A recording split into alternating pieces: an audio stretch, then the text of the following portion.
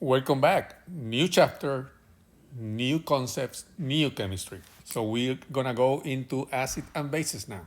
And we're gonna be using what we learned about equilibrium to understand acid and bases. So concepts we're gonna cover. First thing, the definition about what an acid is based on the Arrhenius definition and the Bronsted-Lowry definition. And toward the end, we're gonna see the Lewis acid definition also. With any of those definitions, we're gonna talk about the acid and its conjugate base and the base and its conjugate acid. We're gonna be able to distinguish between a strong acid and weak acids. And between the weak acids, we're gonna be able to distinguish between which one is the strongest one of the weakest one, given a pair to compare. Then we're gonna go back to equilibrium, but this time we're gonna do the equilibrium constant for the acid, for the base, and for water, Ka, Kb, and Kw. Everything you learn about equilibrium still holds when we go into this. And then using what you know about equilibrium and ice tables, we're gonna be able to sort for pH, because pH is gonna be based on the hydronium, and using the ice table, you're gonna be able to calculate the hydronium, which allows you, by using the Kw, to calculate the hydroxide concentration. And once you have those, you can, respectively, for the hydronium, you can find the pH. For the hydroxide, you can find the pOH. And just get this out of the way. P, what P means on pH or pOH, or very soon pKa, P is nothing more than minus log of whatever. So minus log of the hydronium, minus log of the hydroxide, and the minus log of the acidity constant of equilibrium. And then we're gonna see how some ionic compounds or salts, we're gonna see how dissolving a salt in water can affect the acidity or the basicity of the water, or not at all. And once more, we're gonna be able to evaluate the different acids for strength, like I told you before, based on their molecular structure. So going back to Lewis structures and the Vesper table is gonna be essential for this chapter. So let's begin with the definitions. The Arrhenius and the Bronsted-Lowry. First thing, if you have an acid like you learned on 1411 or General Chemistry 1, the formula usually begins with a hydrogen, and it could be a binary acid like Hi, or it could be an oxy acid like hyperchloric acid with a polyatomic ion that contains oxygen.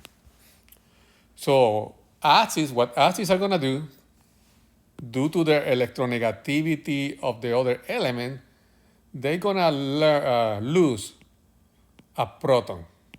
So acids always lose a proton. And this is where the definition takes into place. These definitions are historicals. They have been modified as we discover new things.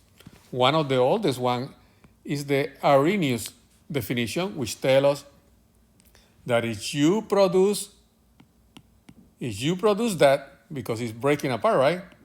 If you produce that, then you are an acid. Basically, the production of a proton, but this proton most likely was taken when you put it in water, so you actually get something like this: I negative plus hydronium.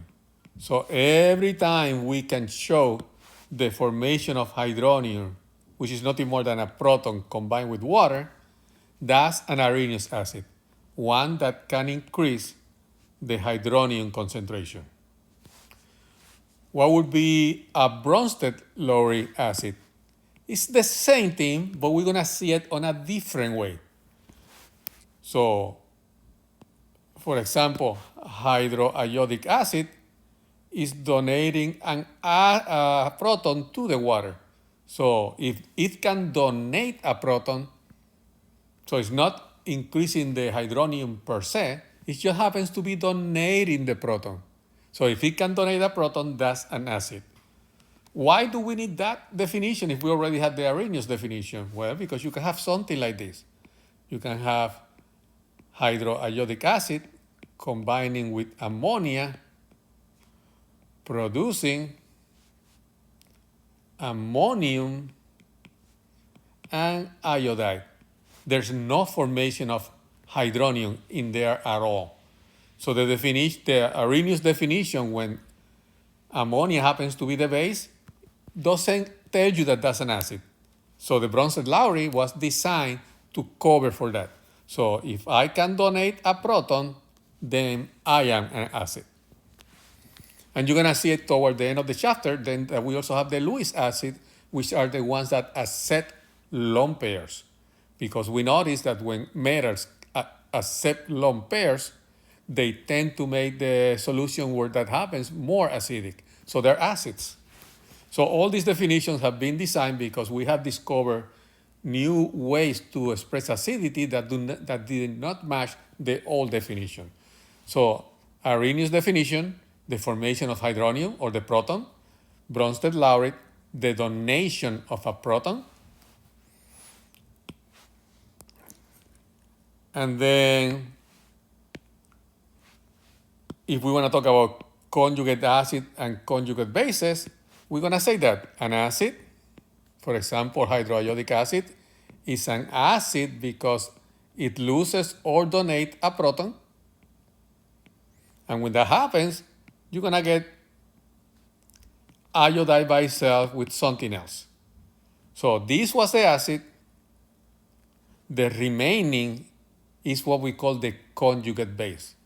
So the acid is the reactant. The conjugate base is a product and is what comes out of it. For example, if we have hydrochloric acid behaving like an acid, then you're going to get chloride. So this is the acid, and this is the conjugate base. So it's always an acid producing a base, but we call it a conjugate base to make sure that you understand that it came from the acid. What about conjugate acids? Well, conjugate acids is the opposite. Conjugate acid will be, it comes from a base. So if I have ammonia reacting with hydrochloric acid, that's going to give me ammonium and chloride. So this is gaining a proton. So an acid donates the proton. Whatever gains the proton is the base. So this is the base. And we are making the opposite. So we're making the acid, but we call it the conjugate acid because it came from the base. On the same way, this is my acid, and what forms after it loses the proton is a base, but we call it the conjugate base. So it's very important that we can understand which is which so we can relate them later, like halfway through the chapter. So super important concept, understanding conjugate base and conjugate acid relationship with their acid or their bases. So let's do that with a problem. So define the terms associated with acid and bases. So we're trying to see if this is an acid or a base. Where NaOH, if I put it in water, it's going to dissolve because we know it will dissolve in water. And it's going to give me Na plus and OH negative. The same way the Arrhenius definition told us that an acid makes hydronium, H3O plus, right? A base makes hydroxide. So according to the Arrhenius equation, definition, the acid always increases the formation of hydronium, the base increases the formation of hydroxide. According to the Bronsted-Lowry definition, the acid donates the protons, the base accepts the proton. So in this case, this base is not accepting a proton, it's just increasing. So this is a Arrhenius base. It's not behaving like a Bronsted-Lowry base. What about this? This is sulfuric acid, so it's going to behave like an acid. So it's going to produce the proton and H SO4 negative. Notice that this side of the equation is neutral, so this one also has to be neutral. So the proton has to be accompanied by a negative one. So on this case, this is donating a proton. So this is a Bronsted-Lowry acid, and it's also increasing hydronium or the proton concentration, so it's also an Arrhenius acid. So let me put it in water so you can see it better. So if this acid was placed in water, which is how we're going to see most of the acids all the time, then you will get a double replacement reaction. One of these hydrogen goes with this, giving you hydronium, so therefore an Arrhenius acid, and the conjugate base.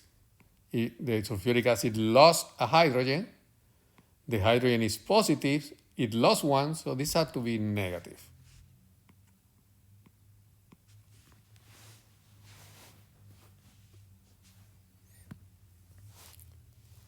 So go ahead and do that. You got three substances, are they acids or bases? Write a hydrolysis chemical equation. You're basically going to combine it with water. That's what you're doing. A hydrolysis equation is going to be combined with water. So what do you think they're going to do? Do not violate any of the Lewis structures definitions. So do not put any more than 8 electrons around the atom or something like that. So do the hydrolysis. Once you do the hydrolysis, you will be able to see better if it's an acid or not. And you're looking for the Arrhenius base or the Arrhenius acid. Let's do another one. For each reaction, identify the Bronsted-Lowry. So the Bronsted-Lowry is the one that donates protons or accepts protons.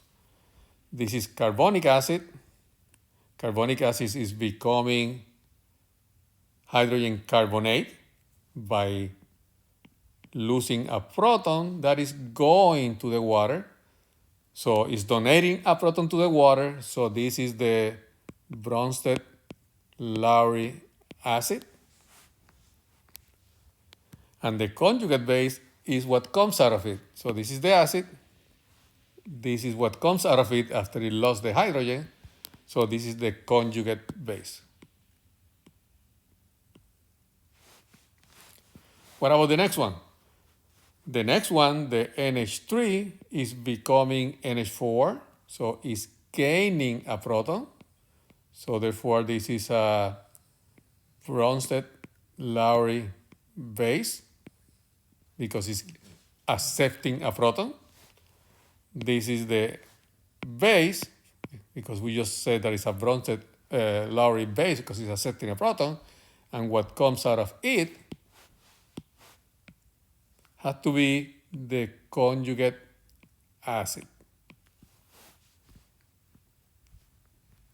And we can see this. We can see that water is losing a proton. So water is our acid. And hydroxide is being formed. So hydroxide is our conjugate base. And with that, go ahead and do your daily work.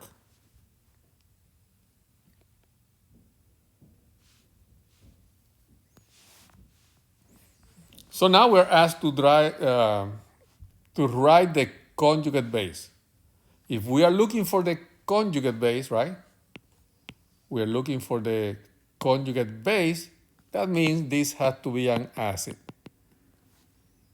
And an acid loses a proton by definition, so the conjugate base has to be chloride. So if we are looking for the conjugate base, then this has to be an acid. And an acid donates or loses a proton. So if this loses a proton, then I only have one proton now. The proton is positive, so to be neutral, it will have to be negative, right?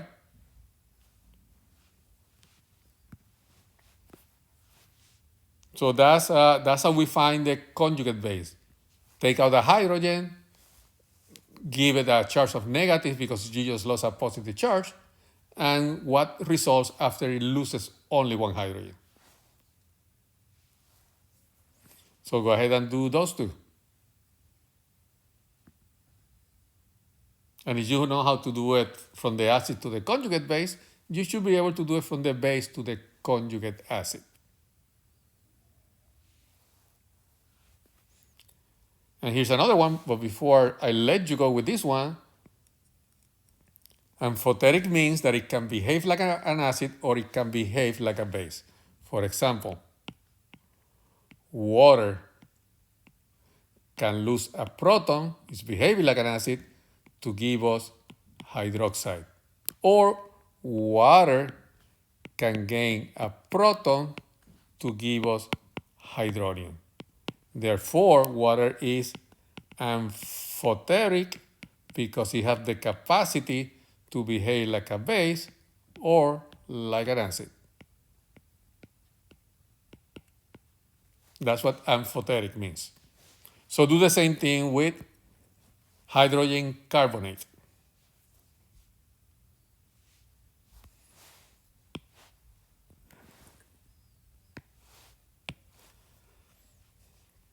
And with that, we covered the Arrhenius definition and the Bronsted-Lowry definition. We see that the Bronsted-Lowry was created to be able to capture those acids that do not produce hydronium or a proton. And we saw how we can identify the conjugate acid given a base, whatever forms is the conjugate acid, bases accept protons, or given an acid which loses a proton, whatever result is the conjugate base, and keep track of the charges. If you start with a compound positive, like all compounds are,